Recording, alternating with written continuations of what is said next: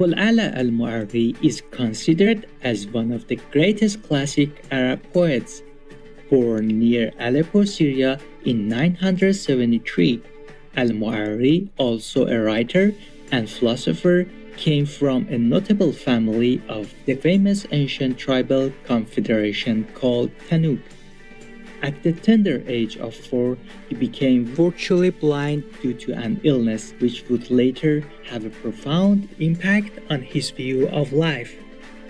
Abul Ala al-Mu'arri received his education in Aleppo, Antioch, and other Syrian cities, as well as in Baghdad, where he gained prominence through his writings, although he preferred not to sell any of his works. Around 1010, he returned to his birth town, Ma'arat al-Nu'aman, where he remained until the end of his life. There he was highly respected as a scholar as he continued his dedication to writing, collaborated with others, and attracted many local students despite his ascetic and secluded way of life. Al-Mu'arri is remembered for his ideas for social justice, equality between people, and freedom of thought and expression. He saw life mostly as a burden to the soul, an experience for which one needs to learn reason in order to distinguish the truth from the false. He believed in God, but not in human established religions as he understood them. History also reports that some of the Arab philosophers' deep impressions may have come after he heard Hellenistic philosophy debates. His collections of poetry include The Tinder Spark, Saktuzand, and Unnecessary Necessity, Luzum Ma La Yalzamo. Al-Mu'arri is thought to have influenced Dante Alighieri's famous poem, Divine Comedy, as well as the Persian philosopher and poet Omar Khayyam, and many medieval writers of the West. Abul Ala al-Mu'arri was a compassionate vegan, describing his decision of saving and respecting the lives of the gentle animals in a poem called I No Longer Steal from Nature.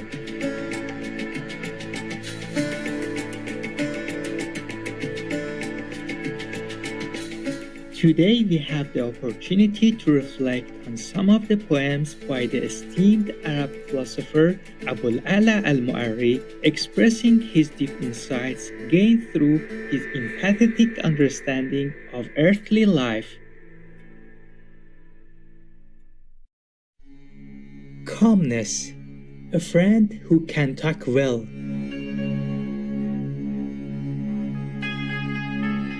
The world's best moment is a calm hour passed in listening to a friend who can talk well. How wonderful is life from first to last, but ancient time keeps ever young in tooth. His ruin cuts down nations in their prime. In every region, time prepares their graves. None ever digs the grave of time.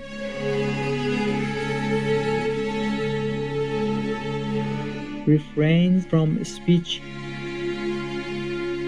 Whenever man from speech refrains, his foes are few, even though he is stricken down by the fortune and falls low. Silently the flea sips up its fill of human blood, thus making less the heinousness of its sin. It follows not the way parched mosquitoes go, trumpeting with the high-trilled note, you smarting all the while. If an insolent man thrusts a sword of speech against you, oppose him with your patience, so you may break its edge. Transmigration. Spirits are said to move by transmigration from body into body till they are purged. But disbelieve what error may have urged, unless your mind confirm the information.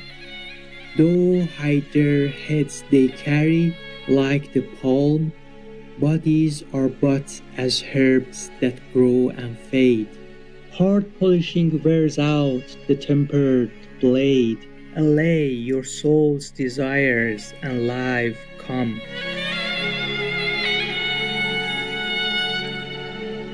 Victory will bring revenge. If time aids thee to victory, he will aid. They foe anon to take a full revenge. The day's meridian hits bare off as spoil that shed from the moist dawn gone by. Sanctity of Life, a verse on virtues. What shall it profit you, the vast amount of gold and grain you gather from the land, if you have laid no dominating hand on virtues that will balance your account? The body is your vase. The body which gives you during life a form is but your vase. Be not deceived, my soul. Cheap is the bowl for storing honey in, but precious for the contents of the bowl. I no longer steal from nature. The vegan poem. You are diseased in understanding and religion. Come to me that you may hear something of sound truth. Do not unjustly eat fish the water has given up, and do not desire as food the flesh of slaughtered animals, or the white milk of mothers who intended its pure draught for their young, not noble ladies. And do not grieve the unsuspecting birds by taking eggs, for injustice is the worst of crimes. And spare the honey which the bees get industriously from the flowers of fragrant plants, for they did not store it that it might belong to others, nor they did gather it for bounty and gifts. I washed my hands of all this, and wish that I perceived my way before my hair went grey. Reason and truth. Falsehood is perpetual loss. Reason forbade me many things which instinctively my nature was attracted to, and a perpetual loss I feel, if knowing I believe a falsehood or deny the truth. What choice has man? Had men followed me, confound them. Well had I guided them to truth, or to some plain tract by which they might arrive there soon. For here I've lived until I'm tired of time, and it of me, and my heart has sipped the cream of life's experience. What choice has a man but solitude and loneliness, when fate grants him nothing that he craves? Do what you will, make peace or war, the days with arbitrary hand bestow their measure to warrior and man of peace. None to lead but reason. You've had your way a long, long time, you kings and tyrants, and still you work injustice, hour by hour. What ails you that do not tread a path of glory? A man may take the field, although he loved the bower. But some hope a divine leader with the prophetic voice will rise amid the gazing silent ranks. An idle thought, there is none to lead but reason, to point the morning and the evening ways.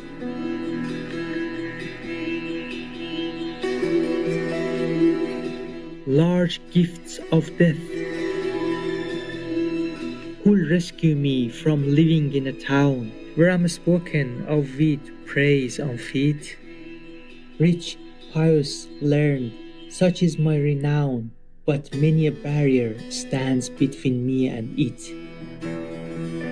I admit to ignorance, yet wise was thought by some, and it's not ours a wondrous case. For truly, we all are good for naught. I am not noble, nor are they not base.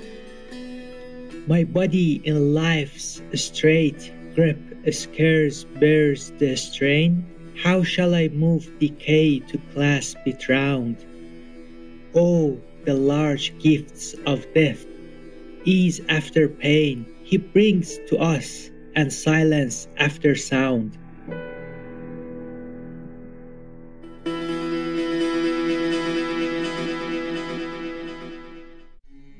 Truth hides her face. Experience nests in thickets of close shade. Who gives his mind and life many hunted down? How many months and years have I outstayed? And yet I think myself a fool and clown. And falsehood like a star all naked stands, but truth still hides her face in hood and veil. Is there no ship or shore my outstretched hands may grasp to save me from this malicious sea? The scoundrel's plea, make not when you work a deed of shame. The scoundrel's plea, my forebears did the same. Time and space, two fates still hold us fast, a future and a past. Two vessels' vast embrace surrounds us, time and space. And when we ask what end our Maker did intend, some answering voice is heard that utters no plain word. Mortality, death stalks the night. I bid each day farewell, aware it's like, once gone from me, will never more return. Ill-starred are easy ways on which the careless stroll, although they rank their lot a happy one. For me, it's as though I ride an old and jaded beast, when outstretched on a bough the lizard basks in the blaze of noon. Death stalks the night when friends and enemies sleep on, and ever is afoot while we recline at ease. The present hour is yours. The city's leading cleric went out to bury his friend. Do you not see he brought no lesson from the grave? The present hour is yours, the past a babble of a dream, and what remains has nothing sweet in store for you. Saintly viewers, we appreciate your kind present for today's words of wisdom.